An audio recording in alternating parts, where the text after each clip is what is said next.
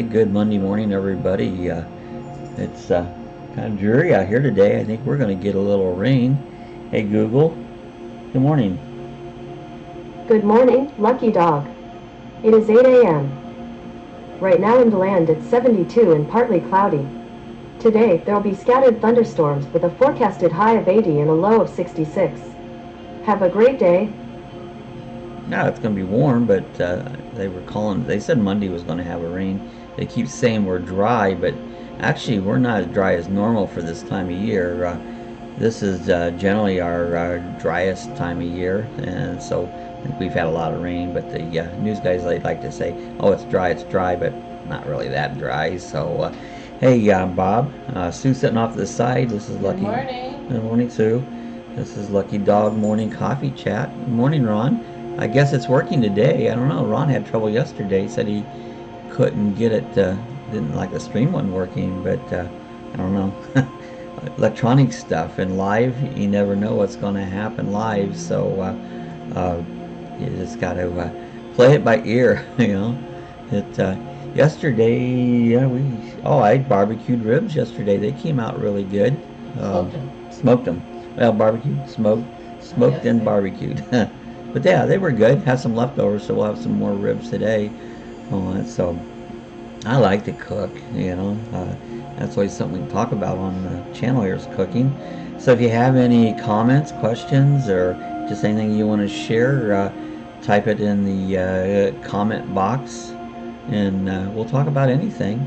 We talk a lot about camping, road trekking, and that type of things, but we talk about radio control airplanes, trucks, whatever, you know, motorcycles. Ron said YouTube. Yeah. So yeah, anything you want to talk about, we'll talk about. So anyways, let's get a joke. Hey Google, tell me a joke. Why did the man name his dogs Rolex and Timex? Because they were watchdogs. They were watchdogs. I like that one actually. That was funny.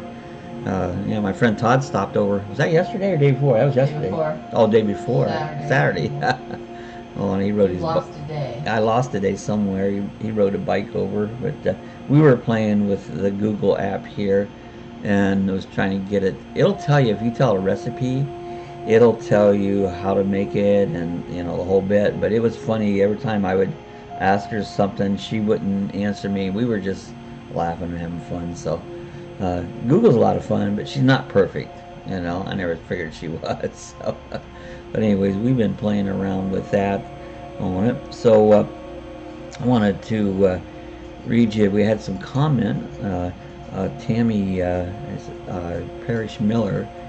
Ron said we had to put a new tongue jack on our camper yesterday. Oh. So the old one must have went bad, huh?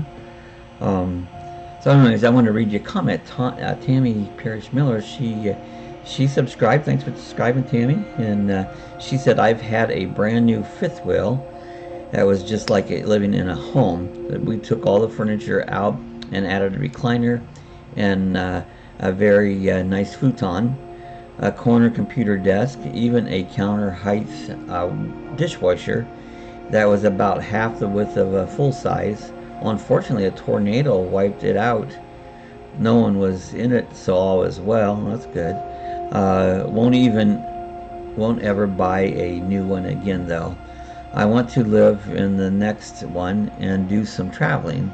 I'm thinking about a utility trailer or a van to pull. I have solar and all the creature comforts.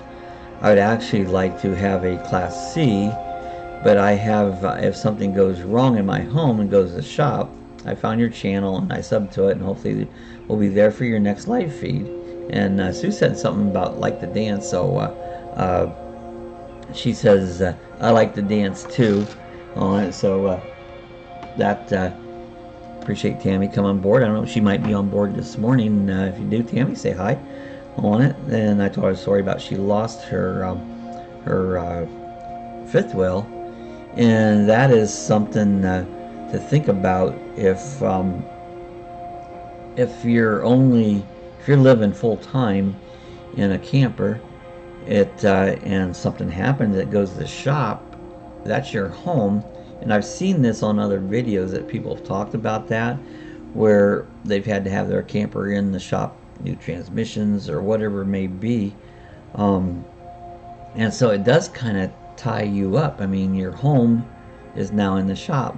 Ron just said he had to put a new tongue jack on his camper, and see incidents like that will kind of disable you a little bit, you know. And but I've seen on these other channels where someone has had their camper in the shop, and most of the shops will allow you to stay in it, you know. During the day when they're working on it, you might have to go find something to do, but while you're having it worked on in the evenings, usually they'll either pull it out and let you stay in it while they're working on the campers. So but that does become an issue if you're full time. One fellow had to stay in a motel room, remember? For Yeah. about a week. Yeah, one guy got a motel room for about a week, so it does cramp your traveling.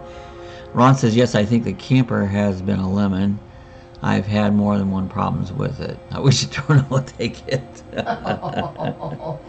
Well, you know, and we were talking that yesterday. Sue's sister is looking at a Class A. What kind was that one? You remember? A flare. A flare, 32 foot and 97, I believe it was. 1997, yeah. On it, and sending some pictures. Looks nice. Yeah. And even with a brand new RV, you can have problems with it, you know. In fact, sometimes even more so. You know, I mean, you never know. Generally, if you get a decent used one, and someone who's had it for a while of working all the bugs like Ron's doing, you have little issues here and there. You start to get those bugs worked out of it, and so they've getting it pretty good shape by the time you get it. So even sometimes a used one could be a better choice than a new one, you know, on it. So I've seen that in the past, you know. And other times, you know, you think new is good, but and sometimes it is. Sometimes you get new and no problems. Everything's brand new up to hoist. So, you know, there's different circumstances where used can actually be better than you know, buying a new one. So, you know, that's something to think about. You know, it's kind of hit and miss. You you never know. You might have a bit of problem with the new one, or you might not have a problem with the used one. So it's a hit and miss thing. You just never know what you're going. Who is hoy hoy yaha? And what do you mean by that? Who is hoy? You said it's not up to hoy. Might not be up to hoy. What does Hoy means up to standards. There you go. That's what. Hey Google, what does hoy mean? Hoy, used to attract someone's attention. Oh, up to attention. Anyways, Oh, hi, Denny. hey, there's Denny. Run, watch what you wish for. Ron, watch what you. Yeah, I know. You never know. Things can happen. The trouble with things, you know, when you have a disaster, whether it's you know, like it could be a hurricane, a tornado, and you think, okay, insurance will take care of it. These insurance companies don't always come all the way through.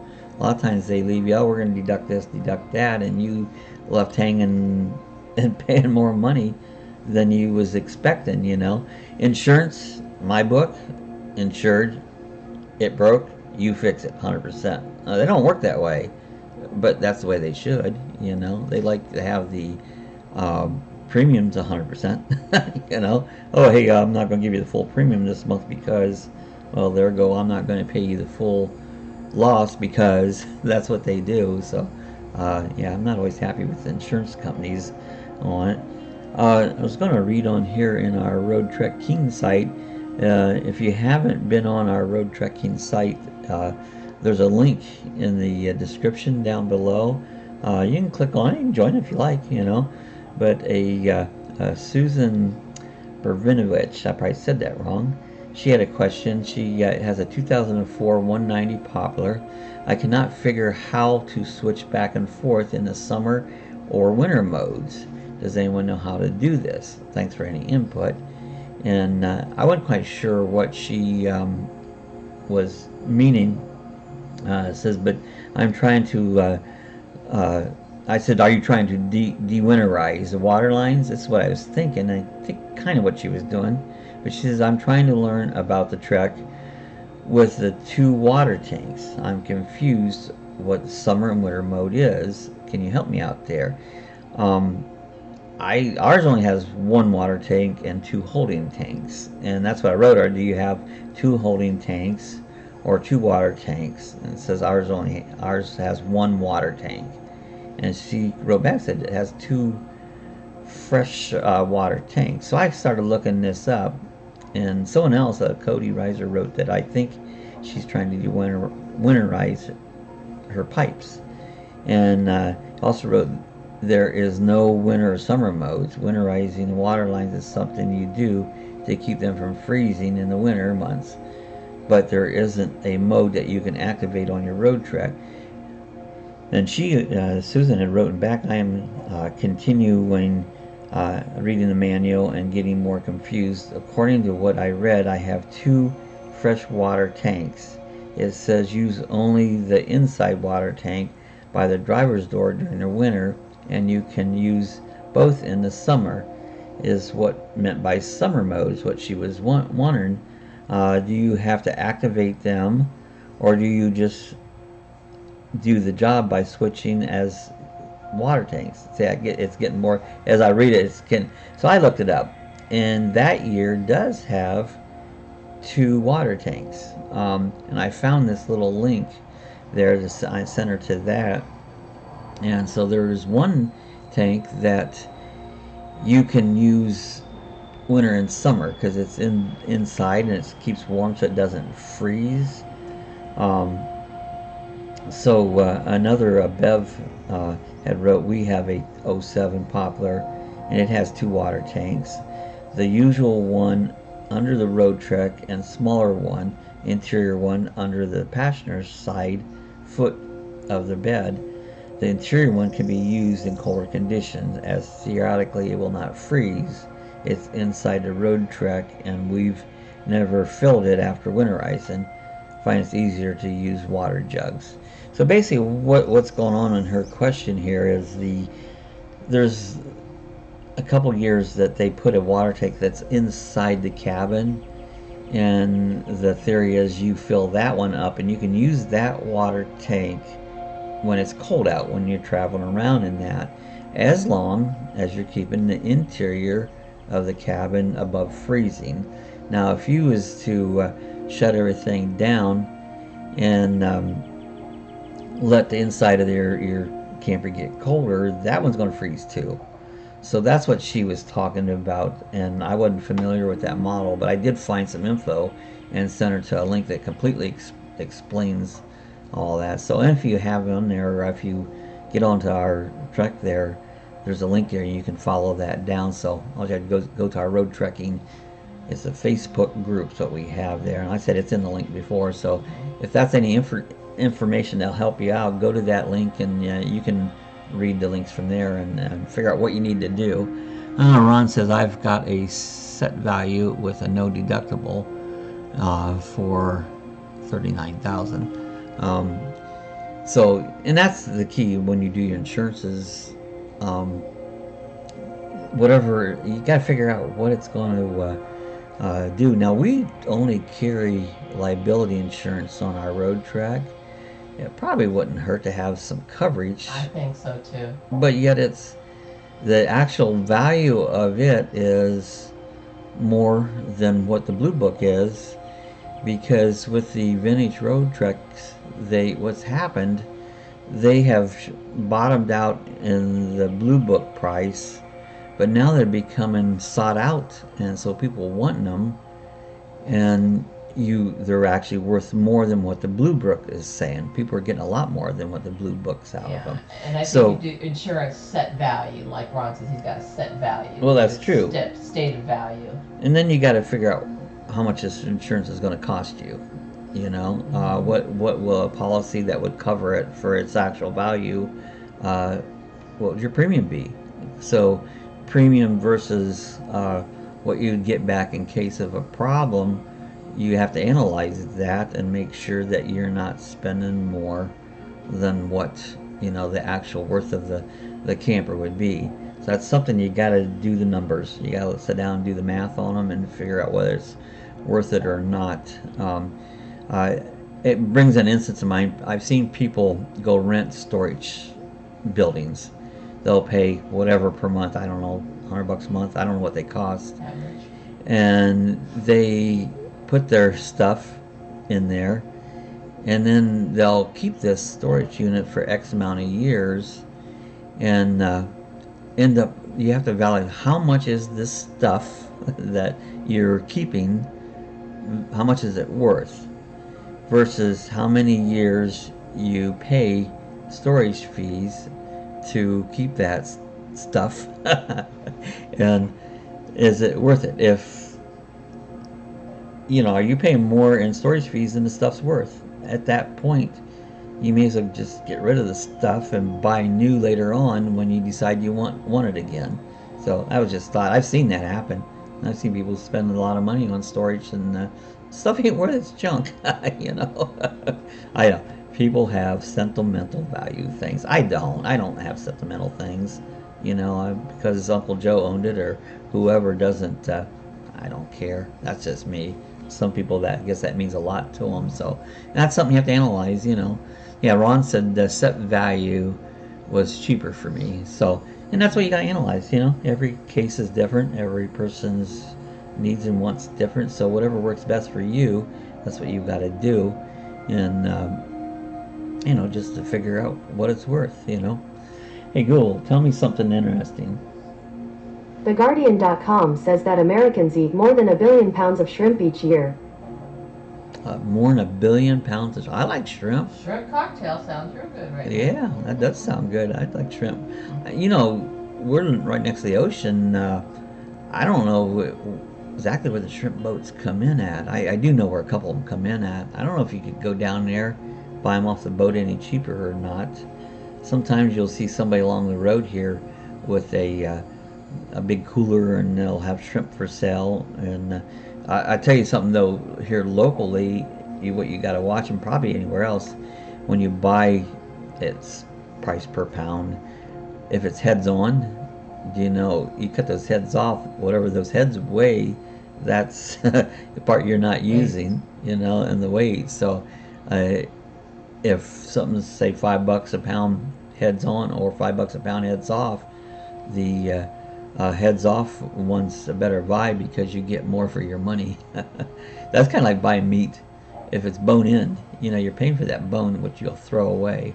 But you usually get a lot cheaper when the bones. Well, you should. Because there's not always, but usually. Yeah, because there's a T-bone steak. You're going to get rid of that bone. So, you put that into. You figure it out. I've always been that way about figuring things out. What's the cheapest? I've always made very tiny bits of money. So I had to do that. Ron says we can go right to the boat and get it with heads off. Yeah, it's nothing to take a head off shrimp. Their heads are off. And that's the way to get them. Really, I guess I've never really done that.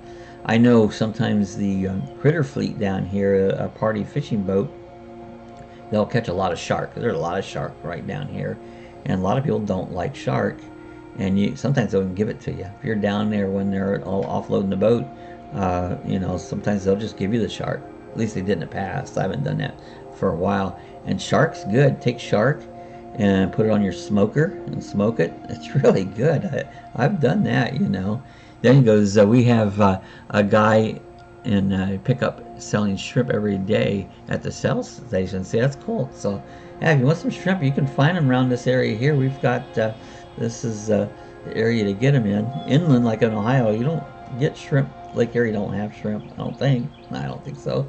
They got those clams. What's those clams up in Lake Erie? They took Mussels. over, or is it mussels kind of was taken over, Sue says, now I want shrimp. Ain't got no shrimp.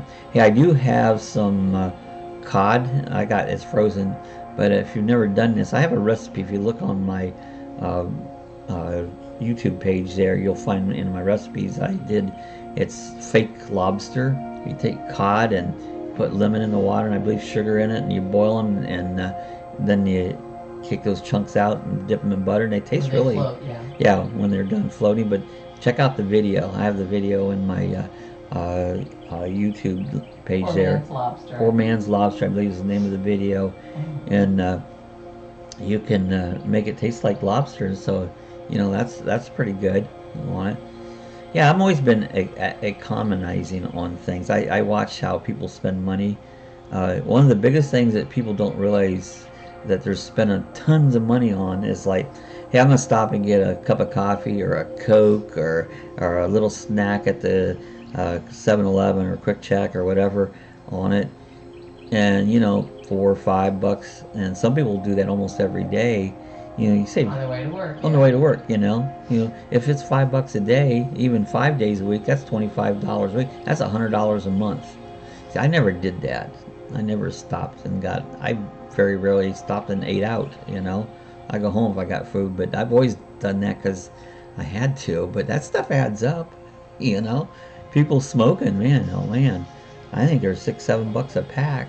Some people smoke 2 packs a day. That'd be $14 a day times 7 days. What, 70 some dollars a week? Yeah. Man, that's ridiculous. I'm glad I can't say when I was in my 20s, I was stupid. I smoked, and but I got smart and quit, Ron says, we're having Spam. Can't afford shrimp. I think I got a can of Spam in the cupboard there. We So. had it last week, I think. Oh, did I eat it? We Okay. had one last week. I don't have Spam. Maybe we had two. Maybe I got another can. Mm-hmm. Yeah, we'll eat cheap stuff, So. We grew up on it. Oh yeah, I like Spam. Now Sue likes her Spam. She fries it. I don't really like it fried. I like it just plain out of the can, but she likes it. He likes it sliced and cold. Ooh. Well, that's why I've always ate that. gel. I like it that way. I But I don't know, some reason I just don't like it. Then he has fried Spam and cheese. That's great. So see, Yeah. Denny's Sue's brother, so they kind of got that same process going. Yes. Hey, it's however We you grew up like together. it. Yeah. That's how we grew up. We do canned corned beef too. We used to eat that all the time. We had that Oh, one time. I love that canned corn with Canned Swiss corned cheese. beef, yeah. Take a piece of rye bread and Swiss cheese and the canned corned beef. That's good. I do like that. So hey, it's however you like it. When That's right. there's ways I cook things that I just don't. I did my ribs yesterday and I made a rub. They were good.